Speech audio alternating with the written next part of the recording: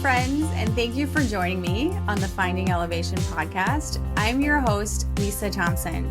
I'm a mountaineer. I've coached hundreds of aspiring mountain athletes to reach their goals.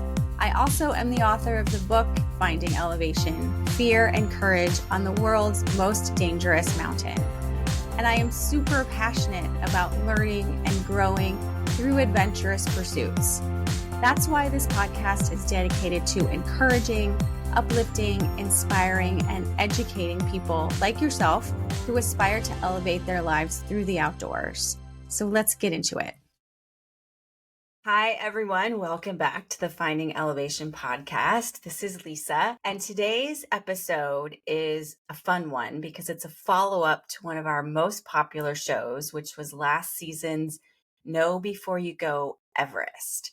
And since there was so much feedback about that episode and it's getting ready to be Everest and Himalayan climbing season, I thought we would dig a little bit deeper into this topic. So this time we're launching into tactical prep, mental work, emotional resilience, and all of the little tiny details that might seem insignificant, but really have a big impact on your climb. So whether you're heading for Everest or just dreaming about it, or even if you're not planning a Himalayan climb, there are a lot of tricks and insights that will help you on any expedition. So let's get into it.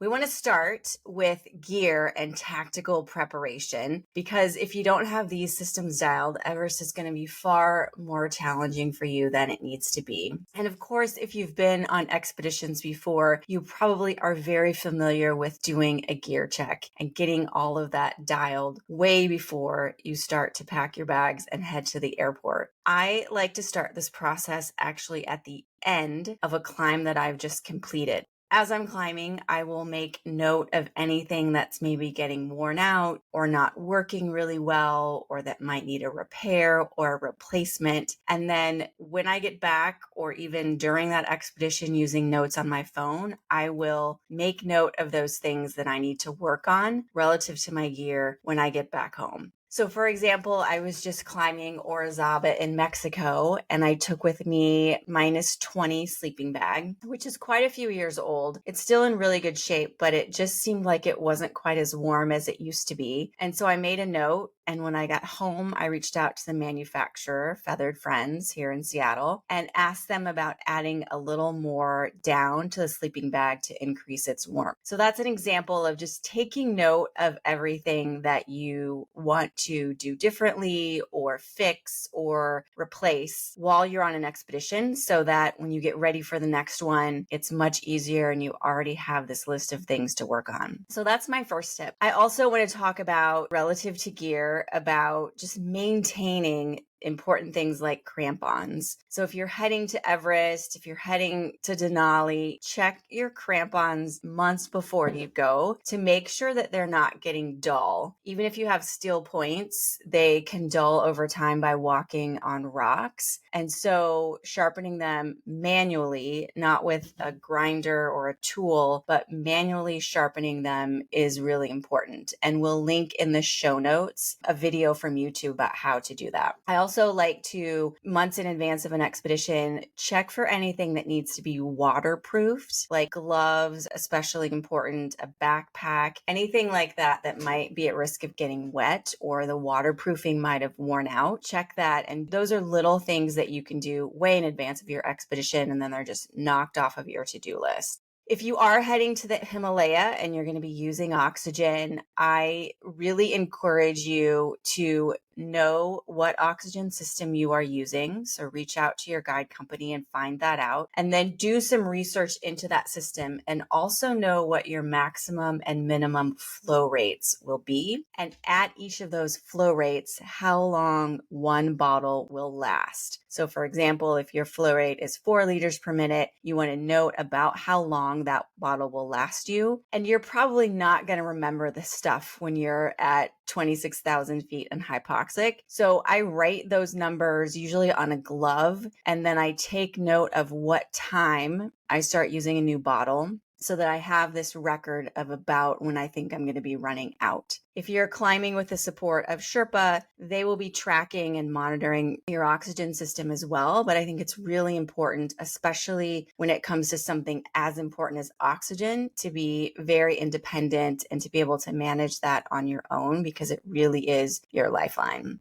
And the other tip about gear that I really encourage people to practice if you're heading to Everest or the Himalaya is all the stuff that has to go on your head on summit night. And this might seem unnecessary, and maybe for other people it's not as important, but I'm a very small framed person. I think I have a small head in general. And so it was a lot to wear ski goggles, a balaclava, a hood, an oxygen mask all at once. And so before I went to Everest, I actually figured out the oxygen system that I would be using, which was Summit Oxygen, and then purchased a oxygen mask from them to make sure I had my size, which was small, and then stood in my bathroom and looked in the mirror and put the mask on, the goggles on, the balaclava on, all of that stuff, just to make sure that I had a really solid system that I had already thought through about how all of those things can fit together. And like most systems in the mountain, there's many combinations. So you might be wearing the oxygen mask and just glacier glasses and a hood or no hood or just the balaclava. So trying all those combinations is important, and it will save you from having to futz around with your gear on the mountain. And it's one less thing that can cause stress when you're getting ready for the summit. And the final bit of gear advice, and this maybe is in the category more of communications than gear, but most of us now are carrying some sort of satellite communication device. The most common one that I see is Garmin's InReach. And I encourage you to think through how and when you will use that piece of your gear, in particular on summit night. So there are a lot of conditions and situations to think through and to communicate to those that are tracking your climb. And we'll talk about that later. But think about if you want to carry that InReach with you to the summit and the consequences of carrying it with you. So for example, if someone is, and I recall my friends telling me they were sitting in a restaurant in Seattle watching my climb to the summit of K2, and all of a sudden there was a ping that was far out of the line that I had been climbing on the map. And of course, that was concerning to them. And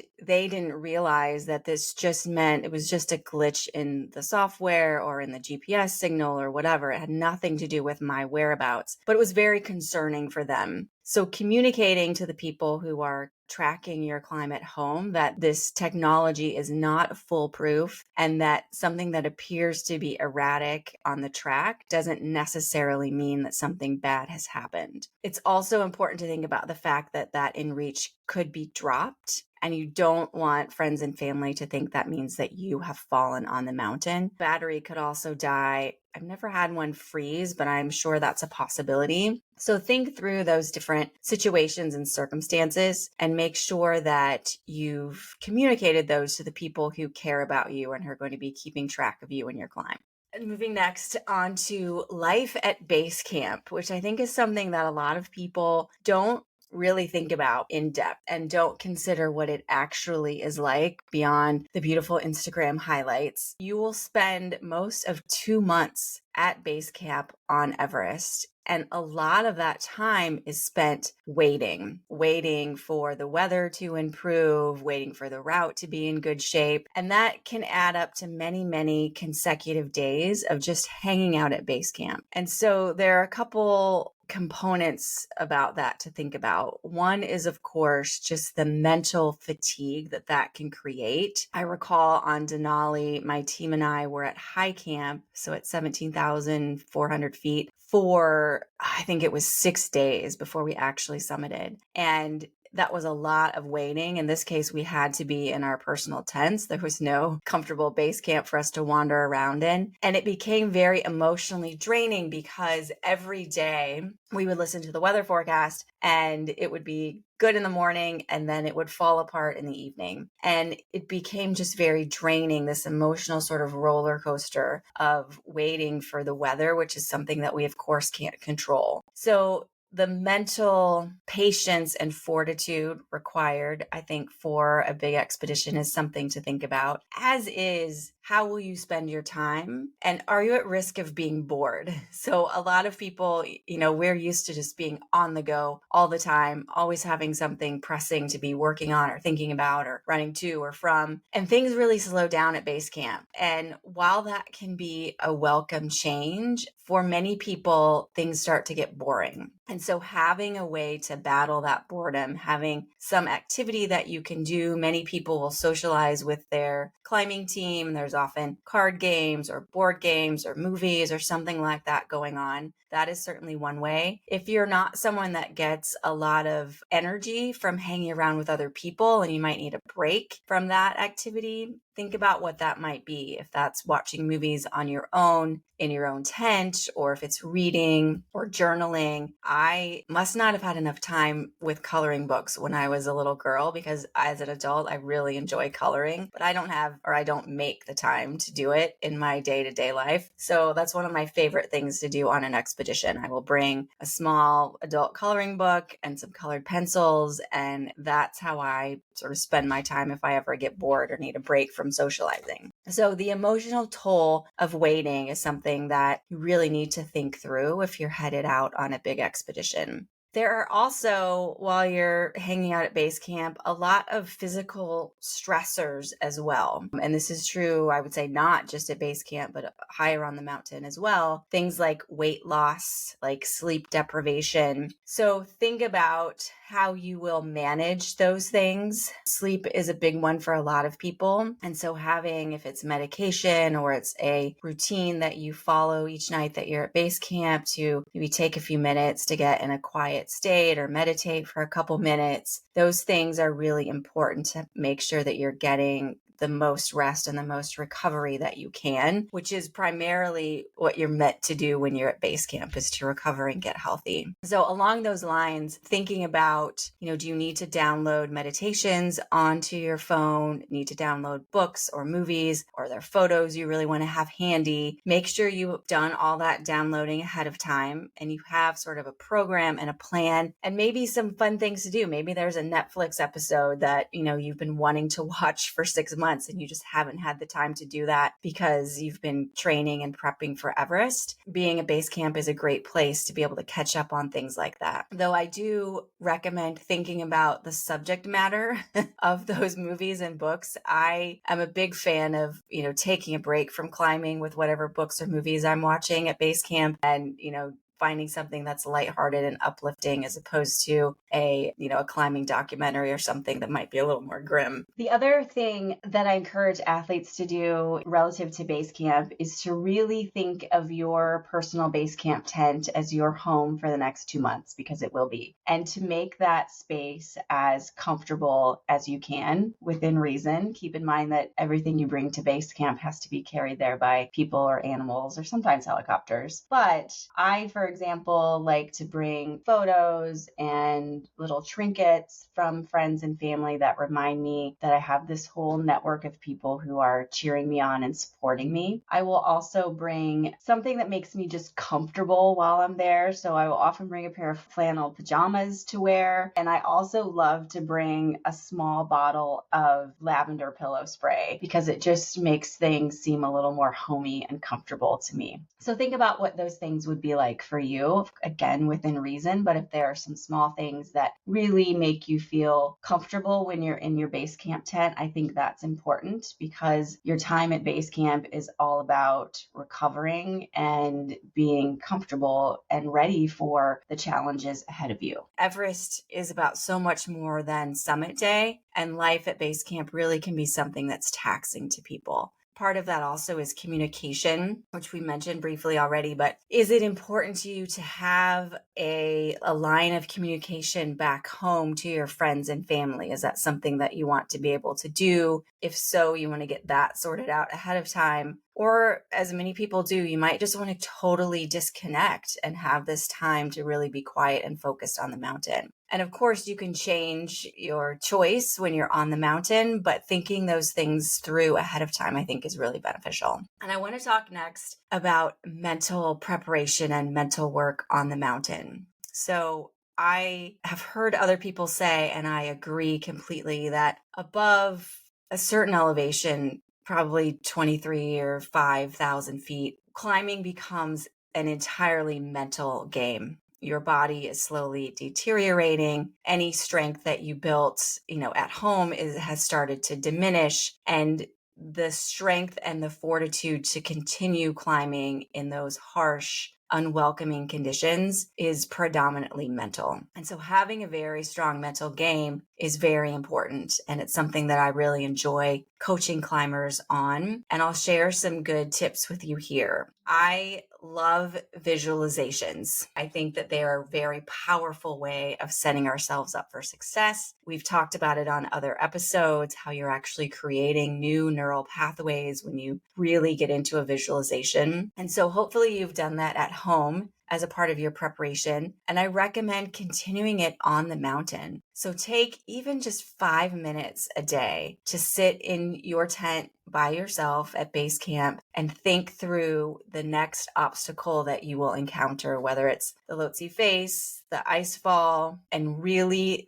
think with all your senses. Visualize it, smell it. Are there certain things that you'll be tasting? Like, how is that experience going to be for you? And imagine yourself moving through those obstacles, strength, with confidence, with power, with a lot of efficiency. Those visualizations, which I would do every day, can make a huge difference. So don't end your visualization game just because you're on the mountain. The other thing that I recommend is to think about what worries you. And I would do this before you get to the mountain. Hopefully you're watching some videos, you're interviewing other people who have climbed whatever mountain it is that you're headed to next. And those interviews are really important. We, of course, all have access to a plethora of YouTube videos online that give us a good idea of what climbs are like. But having a one-on-one conversation with someone who has climbed the mountain that you're aspiring to climb, whether that is Everest or Aconcagua or Rainier, can be another really good way to learn from someone who's stepped in the shoes that you're about to step into. And maybe their climb wasn't, air quotes, successful. I often think that those scenarios are the ones that we can learn the most from, whether it's tips about nutrition or layering or understanding the weather or team dynamic or the hardest part of that climb for them or the most unexpected thing about that climb for them. Really think through your questions and be thoughtful about the things that you want to understand from these people who have been where you're about to go, because finding out from them what they would have done differently or what they were surprised by is a really good way to be as prepared as possible for whatever is coming your way. Think about what gives you some anxiety or some worry about that climb or that route. And then I am a big fan of writing it down because I think it makes it much more meaningful. Once you've written it down, have some plan to get through each of those obstacles. So are you afraid of the cold? Have some plan for layering or chemical hand or foot warmers and some threshold beyond which you will no longer allow yourself to be cold because it's going to become dangerous or you're at risk of frostbite. If you're concerned about crossing ladders in the Khumbu icefall, practice doing that at home with crampons. Simulate that as much as you can. Prepping for what makes you fearful is a great way to make it less novel and therefore less stressful to your brain if and when it happens on the mountain. Really spend some time as part of your preparation to think through those things. And I would start this 2 or 3 months before you leave for the mountain. My next tip or tool related to mental work on the mountain is mantras. You've heard me talk about them before. I think they are a fantastic way to reset the story that scrolls in your mind. And that story can often become negative or not beneficial to whatever's going on in front of you. And so having a couple simple phrases that you can start to play on repeat, especially when things get difficult, will help you stay in the right mental frame of mind in order to get through those difficult situations. And I think they're really powerful. And my advice, months before you get to the mountain, test them on difficult training hikes or runs or difficult routes so that you've just this becomes a tool that is available to you whenever you need it. And if you start to catch yourself thinking something negative, you can immediately just start to think, I am strong, I am powerful, I am moving with efficiency. Whatever it is for you, have those ready to go.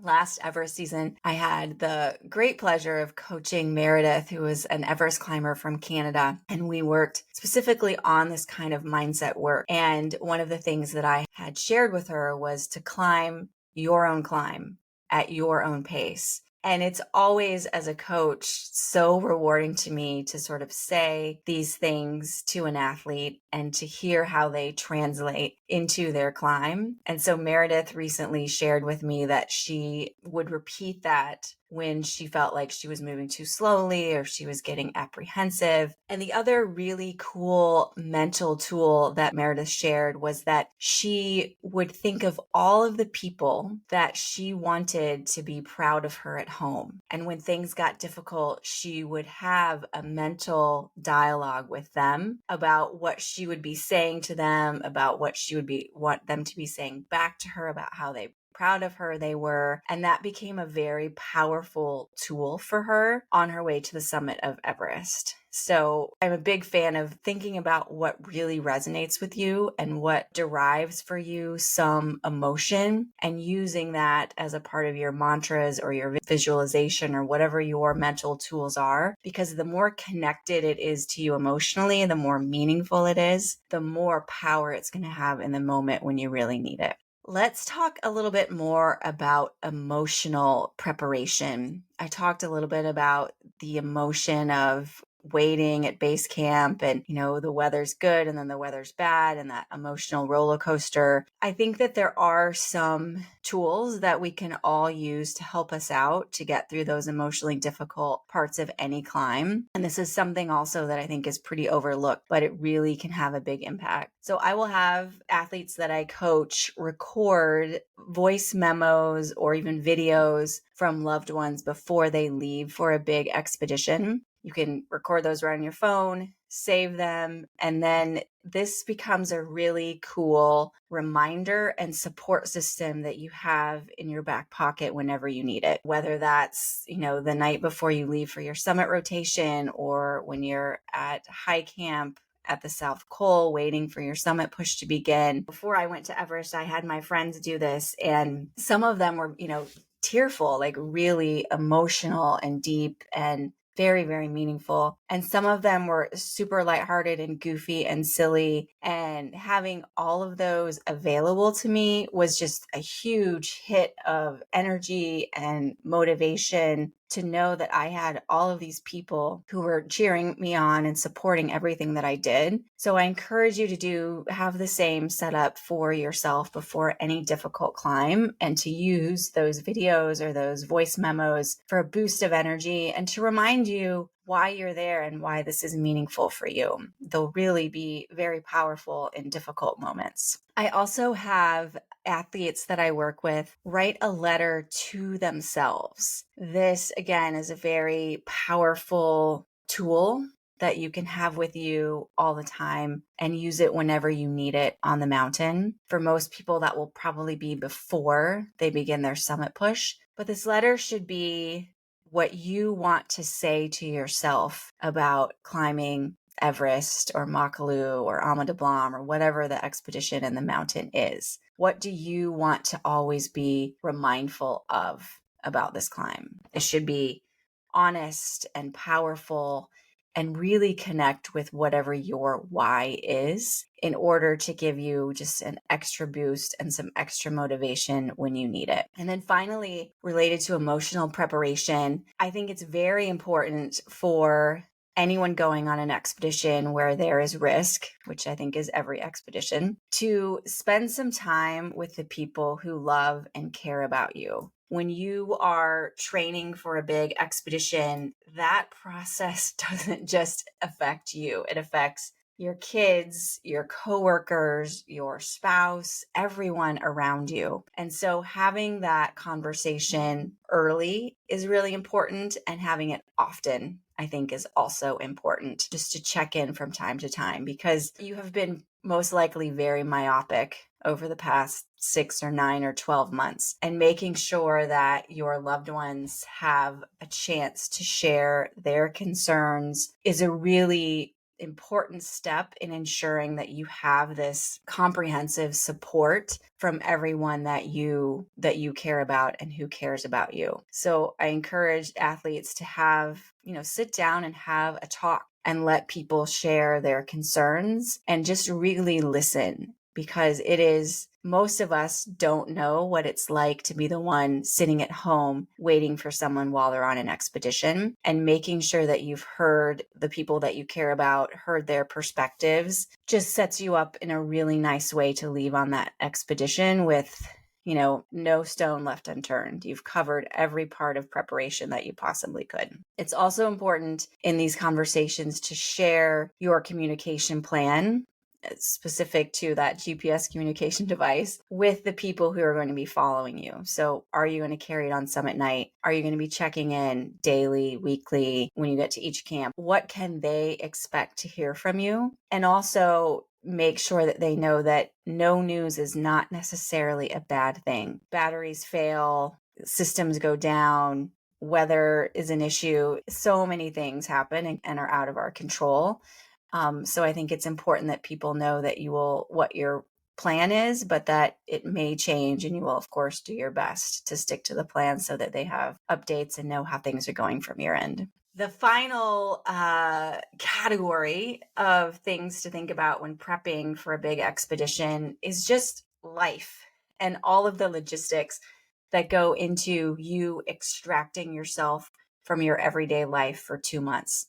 So think about, what bills need to be paid, what communications do you have, what birthdays are you going to miss, just sort of all of those things that are going to happen while you're gone. Think through those, and if it's important to you, find a way to still participate in those, even though you're not going to be there. I also encourage people to think about reentry to your real life when you complete your climb. And we've talked about the letdown effect in a previous episode, which I will link, because I think that this, again, is something that people just don't think about. And it's very real, and it can be very painful. And there's a couple reasons to that.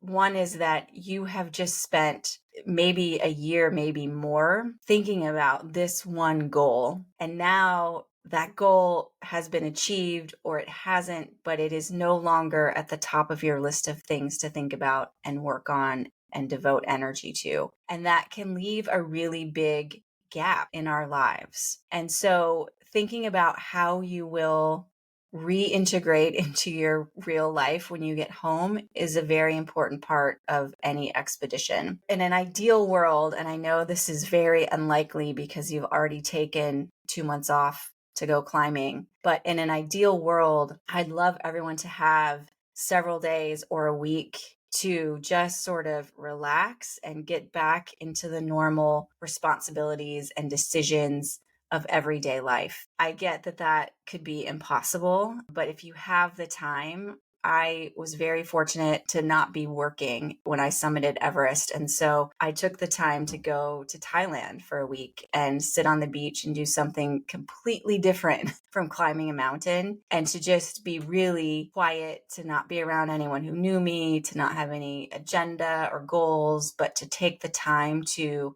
process everything that I had been through, so that when I got home, I was prepared and ready to get back to my real life. I recommend doing whatever version of that you can. I also think it's important to not make any huge life decisions when you've just experienced something as big as an expedition, to just pause on making those choices or those decisions until you really feel like you've integrated everything that you've just experienced. I think having a plan for that and communicating that plan is a really important part of coming back in to your real life in a healthy and supportive and productive way.